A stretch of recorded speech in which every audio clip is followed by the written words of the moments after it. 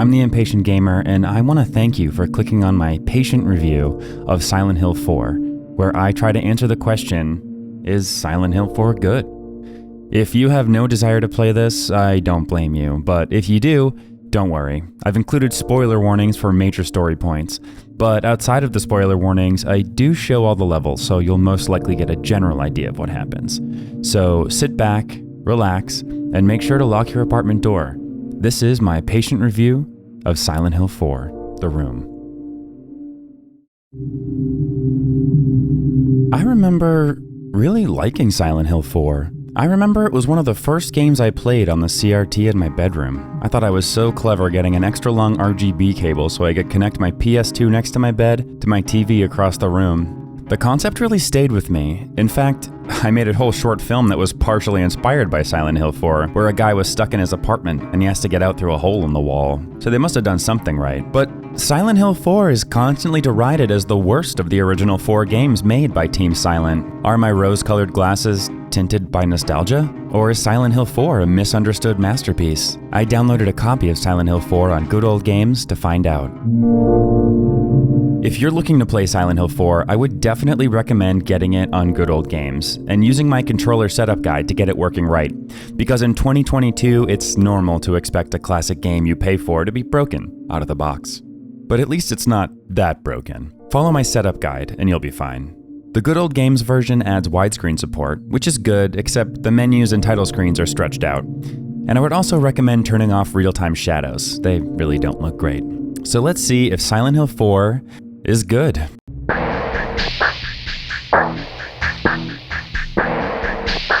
Silent Hill 4 The Room makes a great first impression.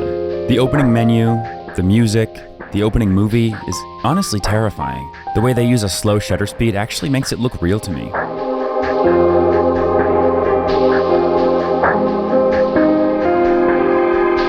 We open on Henry Townsend waking up in his apartment. A title screen tells us that he's been having recurring nightmares, and he also can't leave his apartment. And for those of us who are Silent Hill fans, we're both very at home and also feeling very out of place. Here we are in the other world, but it's in first person. PlayStation 2 era first-person graphics aside, it's a pretty cool feeling. And something else that will make Team Silent fans feel right at home is all the little things from the Team Silent Hill games. The font, the menu screens, the boo-doop when you pick something up, it's all there. I didn't realize how much I missed this stuff until I played the newer Silent Hill games. Anyway, as you walk around with controls that feel a bit too loose if I'm being honest, a little eye icon appears when you can interact with something.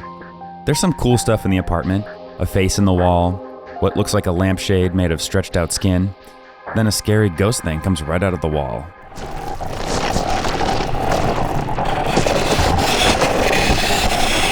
Silent Hill 4 is a great opening. So, Henry wakes up from his nightmare into a slightly less scary nightmare, locked in his apartment. Oh man. What a dream. Henry starts talking to himself, and we're presented with the first major problem of Silent Hill 4. Henry is a nothing character. He has no emotions, he kind of just walks around in a haze the whole game. The developers commented that they wanted him to be a blank slate for the player to put themselves in, but that only works for Valve, let's be real. Henry doesn't want anything. He has no obstacles to overcome. Harry was looking for his daughter in Silent Hill 1, James looking for his wife in Silent Hill 2, and Heather was looking for her father in Silent Hill 3. These were all very strong objectives. Henry is just looking. It's bad enough to have a passive protagonist in a movie, but in a game, it, well, gives away the game. Like here, Henry explores the apartment some more and we see the front door is covered with chains and we definitely can't get out. We can look through the peephole though and see our neighbors walking around along with a bunch of bloody handprints on the wall across from the door. Under the door is a note. Mom, why don't you wake up? After doing a little more exploring, a crash in the bathroom beckons us, and inside, Henry finds a big hole, which is another really great concept. But Henry's character really deadens the impact. He's not doing anything because he wants to. He's doing it because it's his only option. He doesn't go through the hole because there's something in there he wants. He just does it because it's all he can do. Like when you're stuck in a game and you try everything on everything. You're thinking, well, I can't leave this room, and I know a game designer designed it, so there must be something in here I can use on something else. Yes, that's how every game works, but the best games make you forget about it. They make you so invested in the story or characters that you don't pay attention to these mechanics. And other amazing games like the Stanley Parable turn this concept into something truly great. And this whole game feels like that. In your apartment, you do everything you can until you have to go through the hole. In levels, you just do everything you can until you're on the other side. Henry doesn't really want anything, and that makes this game ring hollow. Another fun aspect to walking around your apartment is you can look out your window and see life outside. Here, Henry sees a woman entering the subway, definitely walking like a normal human. Henry can look into the apartments across the street a la Rear Window, and he can also bang on the window, but no one can hear him. Definitely gives a voyeuristic feel. And these windows definitely get a little weird, like, what's going on there? So back in the bathroom, covering the hole is a steel pipe, classic Silent Hill weapon. We take it and enter the hole. The first time entering the hole, we get this super cool climbing through animation. Luckily, as cool as it is, it's a one-time thing and you don't have to go through it every time. So far, the game has been pretty good, so let's see what's on the other side. Now we're in third person, and we get a big dose of classic Silent Hill as we ride an unnaturally long escalator, and unfortunately, a very Silent Hill head-on camera angle. Like, I get it, you're trying to be cinematic, but this is a game, and I'd always rather see where I'm going. At least they have tank control. Oh. Silent Hill 4 is the first game in the series without the option to use tank controls, and that's a huge negative. Tank controls, for the uninitiated, is when your control is always relative to the character, not the camera. For instance, if the camera is pointed at me instead of where I'm going, like it is now, up would make me walk forward, because up is always forward for the character. But in Silent Hill 4, all we have are non-tank controls, so I have to press down to make him walk forward. And this is a great control scheme for a game like Resident Evil 2 Remake when the player always has control over the camera. But for a Silent Hill game with cinematic camera angles that often cut back and forth between each other, it gets old quick. The third-person view also introduces us to a bunch of other changes Team Silent implemented for Silent Hill 4 in a if it ain't broke, fix it kind of vibe. First of all, there is no inventory screen. You have a quick access menu, so you have to quickly select your inventory item while playing. It's not my least favorite mechanic, but to use key items, you have to use a different button than you use to press enter or investigate, which was something I never got used to. Speaking of picking up items, there was another super basic thing that tripped me up constantly. I think it's pretty standard operating procedure in a game like this to just run into walls, pressing X until something happens. And usually, if it asks you whether you want to pick it up or not, the default is yes. In Silent Hill 4, the default is no. And I had no idea how badly that would screw me in this playthrough. Like here, trying to pick up this one item, I have to be in the exact right angle, so I'm pressing X a lot. But then when I finally hit it at the correct angle, I've pressed X too many times and don't pick it up. I get it. I have limited inventory and they don't want me to accidentally pick something up. But it ended up being a hindrance more than a help. And they decided to give you a health bar. No, you didn't accidentally boot up God of War. Silent Hill 4 has a health bar. I didn't realize until playing this game how much not having a health bar increases the tension. Here, I could just look at how much health I had left and shake it off. I could see that the ghosts were actually doing very little damage, so they didn't bother me as much. Even near the end when Walter Sullivan is shooting at you, each bullet does microscopic damage. Just using colors and not knowing exactly how dead you really are is vastly preferable to this. So as we walk around, we find out that we're in the dream of the woman who just went into the subway, and she promises us a special favor in quotation marks if we help her. Hey, anything for motivation, especially for Henry. Eventually, she gets sick and we meet the first enemy in the game, the dogs. I like this enemy. They have cool long tongues that suck up blood.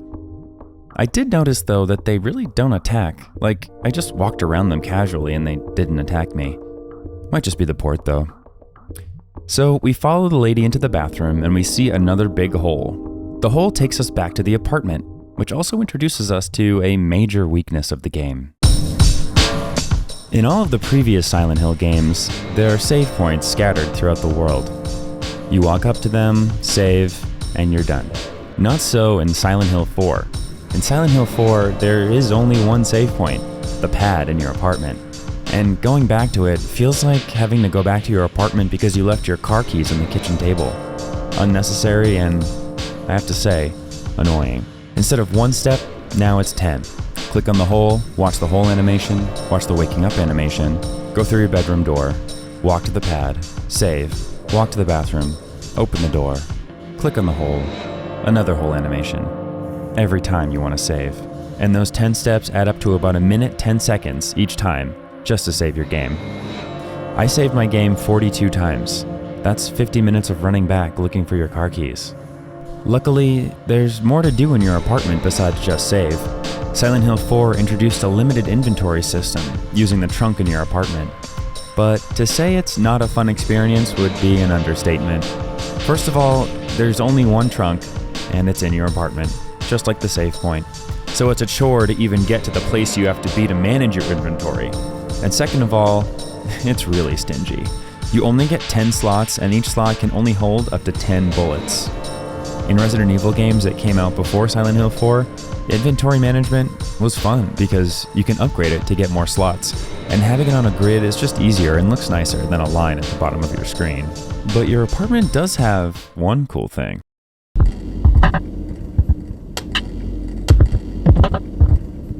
I would definitely put the apartment hauntings into the plus column for Silent Hill 4. The clock, radio, TV, and more get possessed, and you have to light a holy candle to get rid of them. If you don't get rid of them, they drain your health and contribute to a worse ending. I think in general, the apartment stuff is a lot more fun than the third-person parts. It's Silent Hill at its most innovative, and it shows. Another place I really appreciate innovation in Silent Hill 4 are the ghosts. The ghosts are a very cool idea for a new kind of Silent Hill enemy. They come out of the walls and float towards you in a very creepy way. You can attack them, but they take a lot of hits to go down, and don't stay down for long. If you do manage to get them down, you can use the very rare Sword of Obedience to keep them down, but the sword stays with the ghost until you remove it. They can reach into your heart, doing a lot of damage if they get too close, and even if they're just near you, you start to lose health. But you can wear a breakable Saint medallion to protect you. But even the Saint medallion can't protect you from the sound they make. As they get closer, the audible static is a lot to bear. Sometimes, even if they're not doing too much damage, you want to get out of there just because you want the sound to stop. Which brings me to another major weakness of Silent Hill 4, the map and level design. Silent Hill fans will be used to the map system. You pick up a map, then your character marks every door you've tried with either a scribble if you can't go through it, a line if it's locked but you can eventually go through it, and an arrow if you can go through it. I'm having trouble imagining why they would change this system, but here we are. In Silent Hill 4, Henry draws the maps himself, which is fine, but then he marks every door you can't open with a line. Just like the doors you can open but are locked. So you don't know which doors you can open eventually and which doors you can't. Why Henry would kneecap himself like this, I have no idea, but here we are. And there's one section in the subway that really encapsulates everything wrong with Silent Hill 4's map and level design. In one part, you're walking through subway cars to get to the other side of the platform. It's both very confusing, and there are also several unkillable ghosts after you, which is totally fine, but Henry decides not to mark where the doors you can pass through are.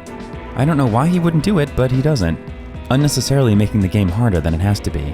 And you might notice in most games when there's a super annoying section like this, there's a door that's locked from the other side that you unlock when you finish navigating the section, so you don't have to do it again. Not so for this section. You have to pass through it several times, and you have to navigate it blind every time. There's a fine line between scary and annoying, and Silent Hill 4 slides right past it. Before she can do you a special favor, the lady in the subway is killed, and you can't save her. This is the threat of the game. Enter people's dreams and try to save them before they're inevitably killed. Does Henry care? I have no idea. He's so emotionally deadened, I don't know if anyone knows. So Harry returns to his apartment, and the hole takes him next to the forest level, The forest level was among my least favorite sections of Silent Hill 4. They designed it in an X shape, so you're constantly running to the end of a section, then backtracking all the way back, which gets old fast. I'd like to think in a better game, the paths would connect or twist towards each other, ending close to where you start. The next level is the most memorable, but still very confusing. It's the Silent Hill Orphanage. It's very vertical, so the maps are a lot harder to read than normal, and a lot of it is running in a big circle. The cool parts include the story of the level. It's a cult orphanage with peepholes in every room where an unknown entity watches the kids in their cells. Very scary. And it's got a cool puzzle where you turn a wheel to spin the rooms around and line up a hole to jump down. But the lack of tank controls and constantly changing camera angles makes it a chore to navigate. We do get some cool new enemies here though, including the doll face thing with giant human arms. It was also around this time I noticed a huge fundamental issue with the game. Here we are, 3 levels in, and there's no flashlight. That's like playing a Mario game with no jumping. The game is 300% less scary because every environment is very well lit. Another decision that makes no sense to me. As the game progresses, you notice Eileen, your next-door neighbor, more. A hole opens up in the wall between your apartments and you can watch her. At one point, the bunny on her bed looks at you. That scared the ever-loving Jesus out of me when I first played this. Harry sees a message on the wall across from his peephole that seems to indicate time is running short for Eileen. Nowhere else to go, Harry climbs through the hole and ends up, that's right, in his own apartment building.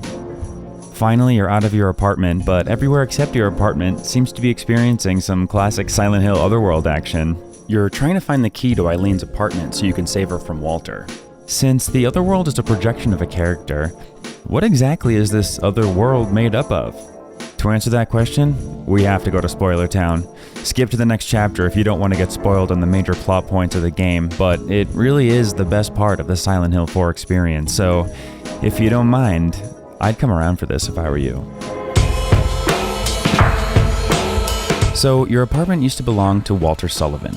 He was born there, then sent to the Silent Hill Orphanage where he was indoctrinated into the Silent Hill cult. As a little kid, he misunderstood the adults when they said he was born in his apartment, thinking they meant that the apartment was literally his mother. And he wants his mother back. So Walter, growing up in the cult, read about a ritual of rebirth that he wanted to use to bring his mother back to life.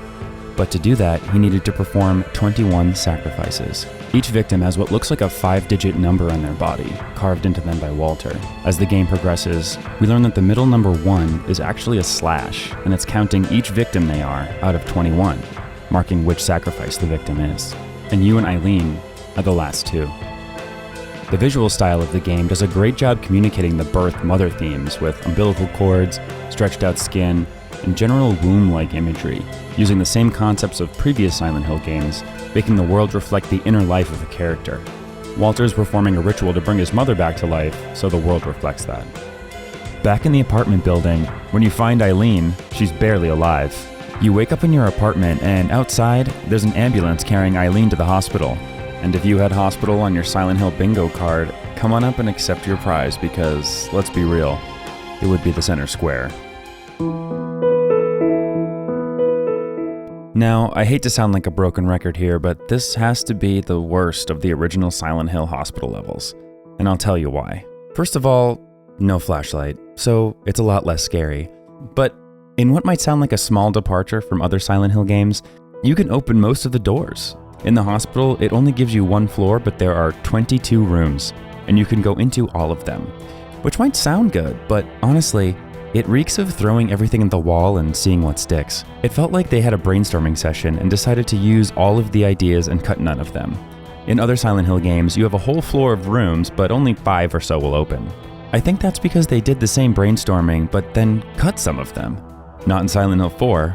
In Silent Hill 4, it's all in. The hospital in Silent Hill 4 has the sticky floor room, the bug room, the Eileen's head making sexual noises room, the glass coffin room, the sterile room, the hooded guy room, the x-ray room, the tentacles coming out of a guy room, the ceiling comes down on you room, the room with the bed, the other room with the bed, the other sterile room, the room with the guy behind a cloth. Like, why is the ceiling coming down on us? Are we in an escape room? Points for creativity, but honestly, cut 15 of these. At least other Silent Hill games had puzzles going on in their hospitals. In this one, No puzzles, just endlessly checking 22 rooms until you find Eileen. No point, no purpose. Things are happening to you. You're not doing anything. Henry? From next door. What are you doing here? I don't know where to start. Okay. Okay, take me with you. And no review of Silent Hill 4 would be complete without talking about Eileen, Henry's next-door neighbor. Yes, that's right. As if you thought Silent Hill 4 couldn't get any better, it also has an escort mission. And it's the entire second half of the game. In fact, the entire second half of the game is returning to all the locations you went to in the first half of the game. So every bad level design you get to encounter twice. Eileen is a character I like a lot more than Henry, though.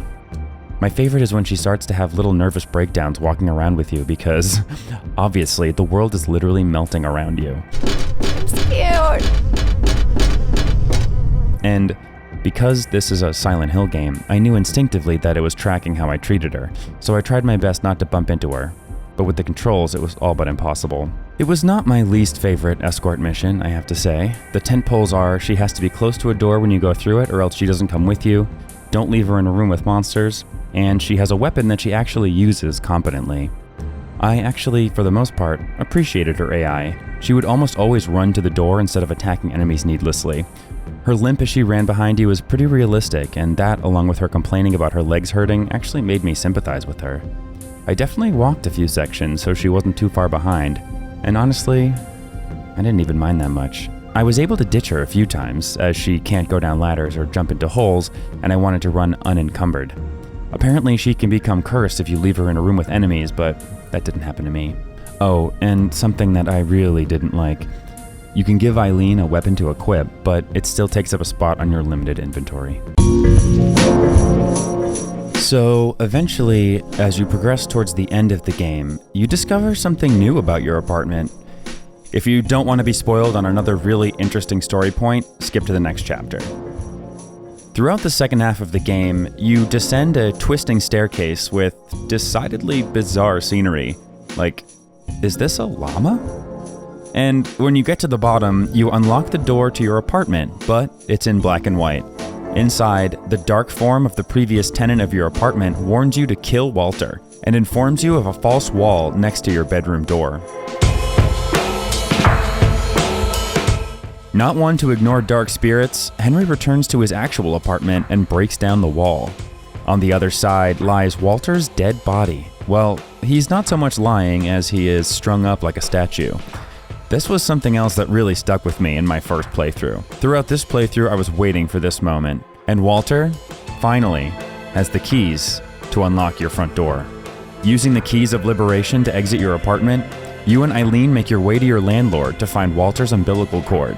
Yeah, he has Walter's umbilical cord.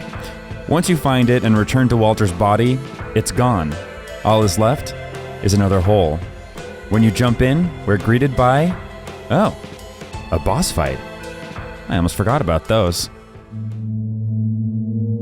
Also, something that I'm not upset about but still affects the general quality of the game is that there are no boss fights to speak of. The end of a level is just the end. Okay, there are technically two boss fights, one thrown in near the end that's more of a puzzle than anything, and then the final fight with Walter, which is half boss fight, half puzzle. I'm not desperate to have boss fights. Oftentimes in Silent Hill games, they're just frustrating bullet sponges to get through, but it does help the climax of an environment. In Silent Hill 4, there's no climaxes. As you fight Walter, depending on how well you treated Eileen, it takes more or less time for her to walk to her death. If you treated her well, you have a lot of time to kill Walter. If you didn't, she waltzes right into the deadly red liquid. But I treated her well, so I got a lot of time and ended up saving her and killing Walter. I had so many bullets still by the end of the game because my baseball bat was enough for most enemies. I would hit them quickly, they would stagger, and I would keep hitting them, not letting them recover for an attack, until they fell and I stomped on them. And this was true even for the creepy twin monster, those tall ladies who burp every time you hit them. Almost every kind of monster was extremely easy to take down, which sucked out a lot of the tension. I think the only unequivocally good aspect of Silent Hill 4 is, well, the music. It's still Akira Yamaoka, and he still does a great job. There are some tracks in that last level that hit the sweet spot between soothing and terrifying.